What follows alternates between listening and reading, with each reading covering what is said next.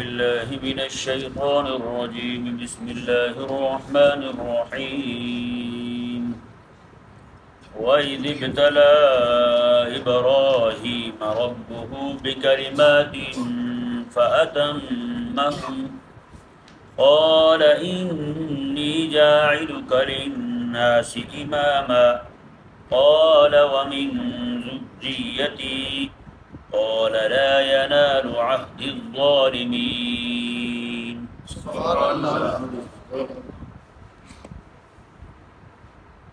یہ ذہن میں رہے کہ یہاں سے تحویل قبلہ کا بیان شروع ہو رہا ہے. کعبہ مشرفہ کو قبلہ بنایا گیا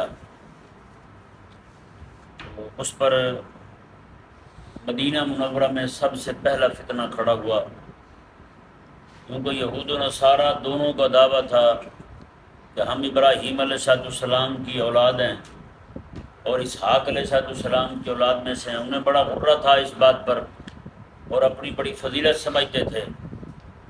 تو اس یعنی کہ تقریباً 4 رکوع تک ابراہیم علیہ السلام کی کے بڑے بیٹے حضرت اسماعیل علیہ السلام کا ذکر چلے گا، اور کریم آقا صلی اللہ علیہ وآلہ وسلم کا جو دین ہے اسے ملت ابراہیمی ثابت کیا جائے گا. جس طرح حضرت سیدنا موسیٰ علیہ السلام کا آنا اور ان کا آ کر دین کا پرچار کرنا وہ ملت ابراہیمی تھا. موسیٰ علیہ السلام کو اس وقت ماننا ملت ابراہیم کو ماننا تھا.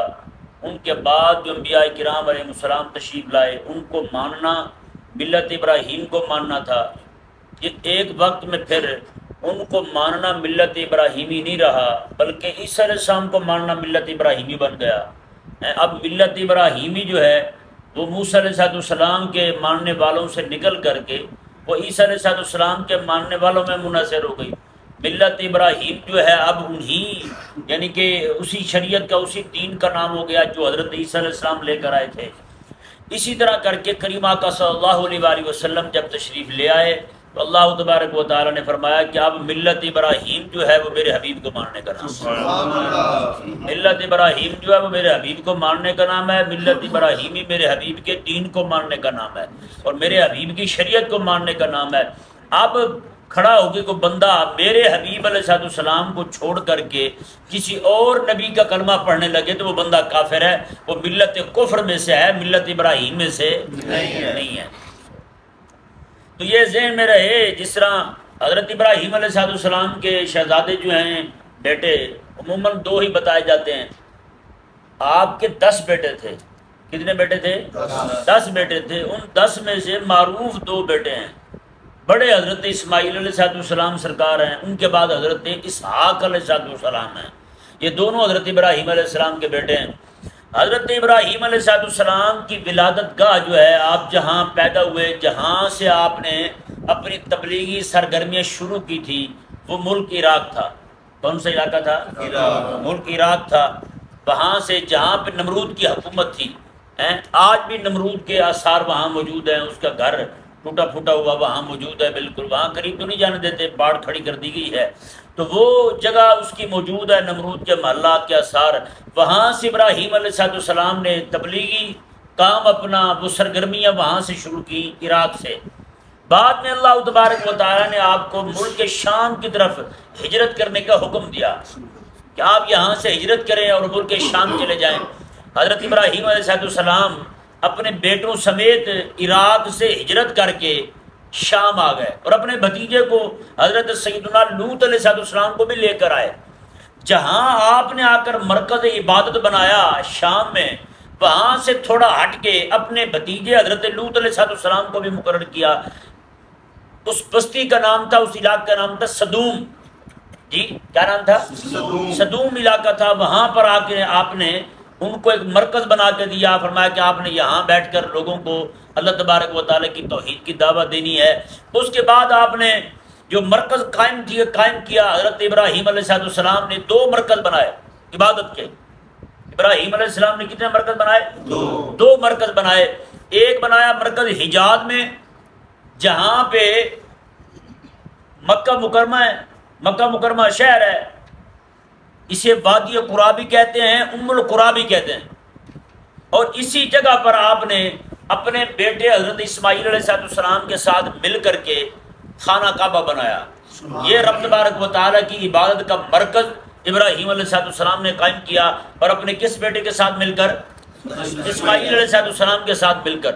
اور دوسرا مرکز عبادت کا شام میں بنایا، بیت المقدس شریف، اسے بیت المقدس بھی کہتے ہیں، مسجد اقصی شریف، یہ ابراہیم علیہ السلام نے تعمیر فرمائی، اور اس کی تعمیر میں حضرت اسحاق علیہ السلام شامل ہیں۔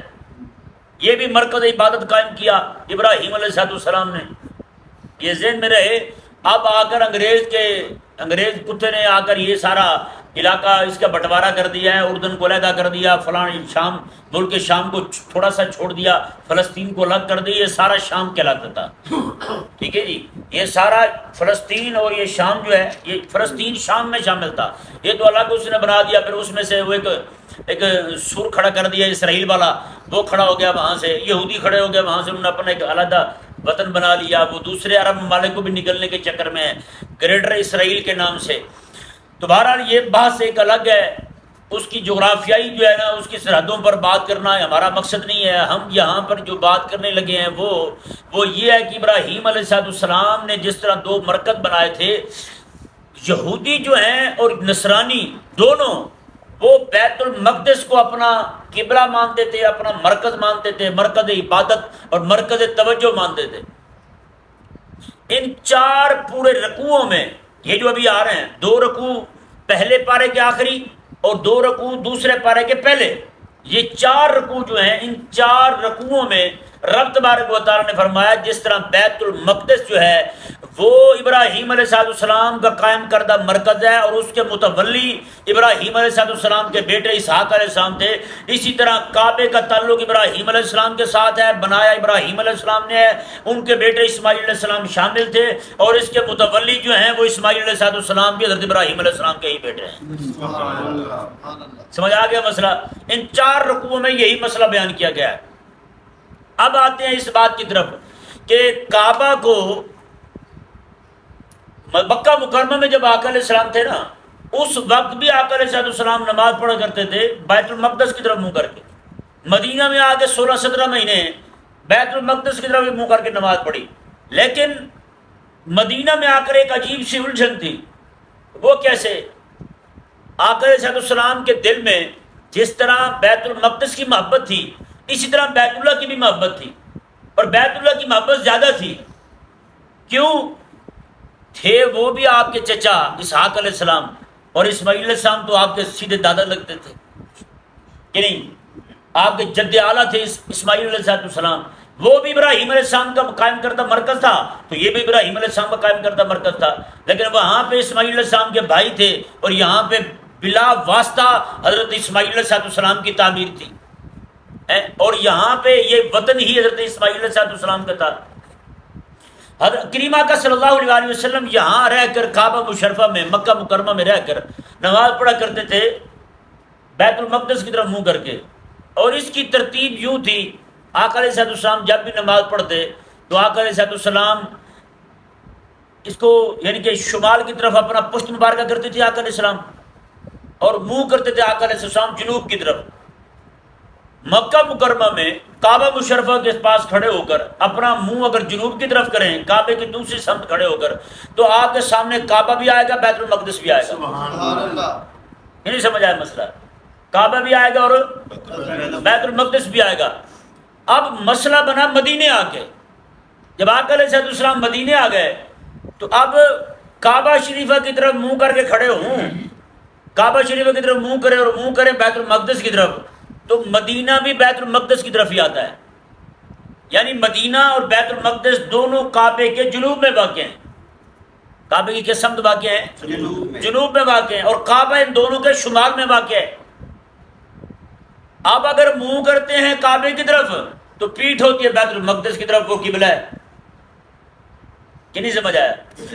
اگر منہ کرتے ہیں بیت المقدس کی طرف تو پیٹھ ہوتی ہے کعبے کی طرف، اور کعبہ جو ہے وہ آقا علیہ السلام کا پسندیدہ مقام ہے۔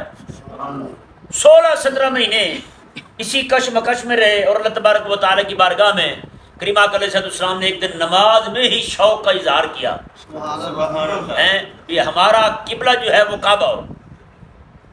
پہلے تو چلتا رہا تھا، منہ دونوں کی طرف ہی ہو جاتا تھا، لیکن یہاں آ کے وہ یعنی کہ ایک بات جو ہے وہ اپنی قدرت سے باہر ہو گئی، ایک طرف منہ کرتے ہیں دوسری کی طرف پیٹ، دوسری طرف منہ کرتے ہیں تو اس کی طرف پیٹ۔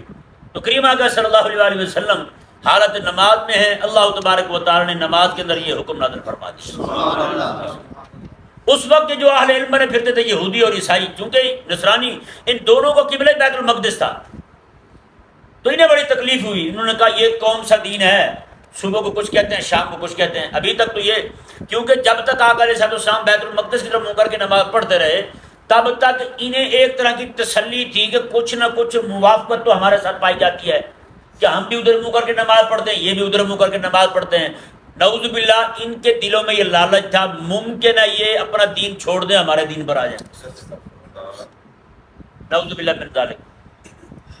تو یہ حال تھا ان کا۔ اللہ تبارک و تعالیٰ نے کریم آقا صلی اللہ علیہ وسلم کو جب حکم دیا کہ حبیب آپ بیت المقدس سے چہرہ اپنا پھیر کے فَلَنُوَلِّيَنَّكَ قِبْلَةً تَرْضَاهَا، ہم اسے ہی قبلہ بنا دیتے ہیں جو آپ کو پسند ہے جی۔ تو اس سے یہ ثابت ہو گیا، جس طرح اب ابراہیم علیہ السلام، ہم جو ہے نا ہم ایسی دنیا میں نہیں آ گئے، ہمارا کریم آقا علیہ السلام کا کلمہ پڑھنا جو ہے، اس پوری امت کا کریم آقا علیہ السلام کا کلمہ پڑھنا جو ہے، اس کے پیچھے ابراہیم علیہ السلام کی دعائیں ہیں، ابراہیم علیہ السلام کی دعائیں ہیں۔ آج جو ہم بیٹھے قرآن پڑھ رہے ہیں نا، یا قرآن کی تلاوت ہو رہی ہے، یہ بھی ابراہیم علیہ السلام کی دعا کا ثمرہ ہے۔ بتائیں بھائی ہے یا نہیں ایسا؟ یہ ابراہیم علیہ السلام کی دعا کی برکت ہے۔ ابراہیم علیہ السلام نے کعبے کو تعمیر کیا اور اس کا متولی بنایا اپنے بیٹے اسماعیل علیہ السلام کو، انہیں وہاں پر مقرر کر کے کعبے کا، رب کے گھر کا متولی بنایا۔ نبی کو متولی بنا رہا ہے کعبے کا۔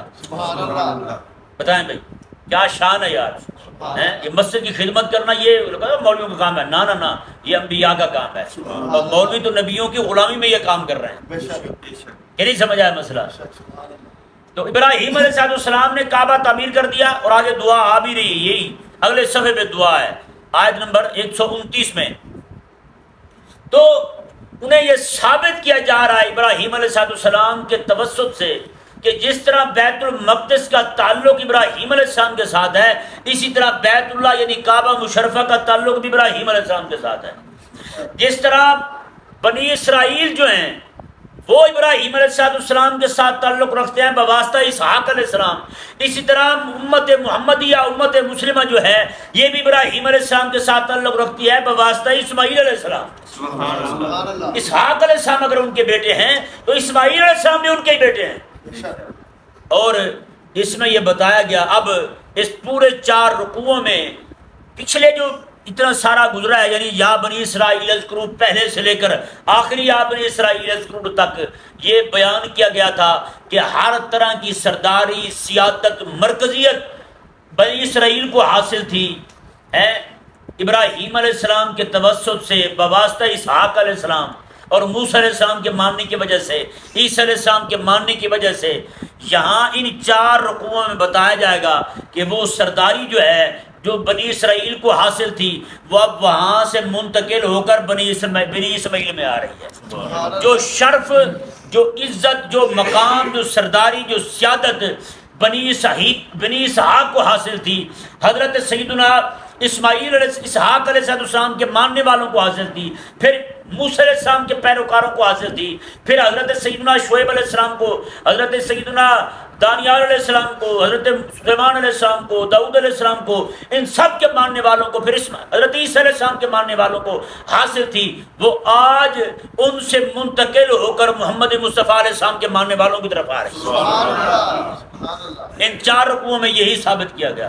میں اب بات مانی جائے گی تو مصطفیٰ کریم علیہ السلام کی شریعت کی مانی جائے گی جی، ان کی شرع مبارکہ بھی منسوخ، ان کا جو کچھ بھی لائے تھے انبیاء کرام علیہ السلام بنی اسرائیل کے ذریعے سے، جو انہیں ان کے انبیاء کے ذریعے سے جو بنی اسرائیل کو ملا، یا پھر حضرت عیسیٰ علیہ السلام کے ماننے والوں کو ملا، رب تبارک و تعالیٰ نے ان 4 رکوعوں کے اندر بیان فرما دیا کہ وہ سب کچھ منسوخ ہو چکا ہے۔ اب قیامت کی سورج کے طلوع ہونے تک حکومت چلے گی تو شریعت مصطفیٰ کی چلے گی۔ بس تو یہ آج کے سبق میں کچھ تھوڑا سا تعارف پیش کر دیا گیا اور انہیں جواب دیا گیا بنی اسرائیل کو، عیسیٰ علیہ السلام کے ماننے والوں کو اور موسیٰ علیہ السلام کے ماننے والوں کو، کہ تم دعویٰ کرتے ہو ابراہیم علیہ السلام کی پیروکاری کا۔ کس کا؟ ابراہیم علیہ السلام کی پیروکاری کا، کہ تم ان کی ملت ہو۔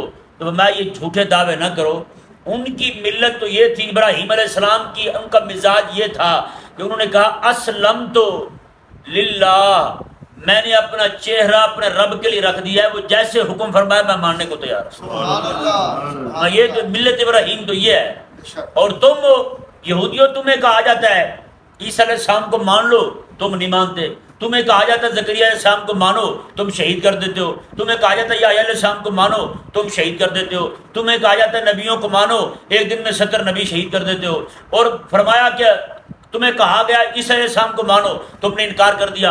اور یہودیوں کو، نصرانیوں کو فرمایا اور تمہیں کہا گیا تم حضرت موسیٰ علیہ السلام کو مانو، تم نے انکار کر دیا۔ اور تم دونوں کو کہا گیا محمد مصطفیٰ صلی اللہ علیہ وسلم کو مانو، تم نے انکار کر دیا۔ اور تم ملت ابراہیم کیسے ہو؟ تم ملت ابراہیم کیسے ہو؟ تمہارا تعلق ملت ابراہیم کے ساتھ نہیں ہے۔ ملت ابراہیم کا تعلق تو آج بھی کسی کا ہے پوری کائنات کے اندر، تو وہ مصطفیٰ کریم علیہ السلام کے ماننے والوں۔ کعبے کا طواف کر رہے ہیں، جو کعبے کا طواف کرے، کعبے کا طواف شروع کیا ابراہیم علیہ السلام نے۔ کعبے کو بنا کر کے، جیسے مستری سارا دن کام کرتا رہتا ہے، شام کو اتر کے دیکھ رہا ہوتا ہے، نظر مار رہا ہوتا ہے، ایسے ابراہیم علیہ السلام نے کعبے کو بنایا، نظر مارتے مارتے 7 چکر ہو گئے۔ رب نے فرمایا ابراہیم ہمیں تیرے چکر پسند ہے، قیامت تک یہ طواف ہوتا ہی رہے گا۔ وہ ہمارے پاس ہے، ملت ابراہیم، طریقہ ابراہیم ہمارے پاس ہے۔ دنیا جہان کے اندر سوائے میرے حبیب کریم علیہ السلام کے ماننے والوں کے کوئی بھی کعبے کا طواف نہیں کرتا، کوئی بھی نہیں کرتا کعبے کا طواف۔ اچھا، اس کے بعد مقام ابراہیم، جہاں بھی ابراہیم علیہ السلام کے قدم لگے ہیں، اس پتھر، وہ پتھر آج میرے پاس ہے، مصطفیٰ کریم علیہ السلام کی امت کے پاس ہے۔ اور مقام جو ہے جہاں پہ حضرت ابراہیم علیہ السلام نے عرفات کا میدان دیکھ لیں، مزدلفہ کا مقام دیکھ لیں، مینا کا مقام دیکھ لیں۔ مینا کے مقام میں ابراہیم علیہ السلام اپنے بیٹے کو ذبح کرنے لگے تھے، وہ قربانی کی یاد آج کسی کے پاس ہے تو وہ ابراہیم علیہ السلام کے ماننے والے سچے پیروکار مصطفیٰ کریم علیہ السلام کی امت کے پاس ہے۔ تو آج ملت ابراہیم کون ہوا پھر؟ ابراہیم علیہ السلام کا دین جو ہے، وہ جو سنتے ہیں آپ کی مسواک کرنا آپ کی سنت ہے جی، خطرہ کرنا آپ کی سنت، اور باقی جتنی بھی سنتیں ہیں وہ ساری کی ساری اگر کسی کے پاس ہیں وہ مصطفیٰ کریم علیہ السلام کے ماننے والے۔ رب تبارک و تعالیٰ نے واضح فرما دیا یہ 4 رکوع جو ہیں یہ دودھ کا دودھ پانی کا پانی کر دیں گے۔ ملت ابراہیم کہلانے کی حقدار اگر کوئی ہے کائنات کے اندر تو وہ صرف اور صرف مصطفیٰ کریم علیہ السلام کی امت ہے، صرف اور صرف مصطفیٰ کریم علیہ السلام کی امت ہے۔ بتائیں بھائی، جب حضرت اسماعیل علیہ السلام کی اماں جان جو ہیں اکیلی ہیں، تنہا ہیں، روایت میں آتا ہے اکیلی ہیں، تنہا ہیں، اور اس وقت صفا اور مروہ کے درمیان کبھی اس پہاڑی پہ جاتی ہیں کبھی اس پہاڑی پہ جاتی ہیں اپنے بیٹے کے لیے پانی ڈھونڈنے کے لیے۔ اس وقت بھی آپ کا کپڑا اڑنے لگا تو آپ نے کپڑے کو سمیٹ لیا اس طرح کر کے۔ اکیلی ہیں اور کوئی ہے ہی نہیں، اکیلی ہیں اور کوئی ہے ہی نہیں۔ بتائیں بھائی، یہ پردہ اور یہ پورا لباس ابراہیم علیہ السلام کے گھر سے چلا ہے۔ آج جس گھر کے اندر برقع ہے، پردہ آپ کو لٹکا نظر آئے، آپ سمجھ جائیں ملت ابراہیم یہی ہیں۔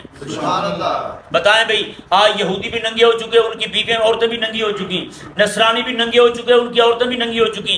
آج جس کا پورا لباس آپ کو نظر آئے، جس کے گھر میں برقع نظر آئے، آپ یقین کر لیں مصطفیٰ کریم علیہ السلام کا ماننے والا، ملت ابراہیم پہ چلنے والا سچا پیروکار یہی ہے۔ بتائیں بھائی، تو پھر ان کا دعویٰ کرنا آج کھڑے ہو کر یہودیوں کا، چوڑوں کا اور نصرانیوں کا، ذلیلوں کا کہ ہم ملت ابراہیم پہ چلنے والے ہیں، یہ خالصتاً جھوٹ ہے۔ یہ کیا ہے؟ یہ جھوٹ ہے۔ اللہ تبارک و تعالیٰ ہمیں سمجھنے کی توفیق عطا فرمائے۔ آج تعارف ہو گیا، کل سے انشاءاللہ عز و جل آگے سبق پڑھیں گے۔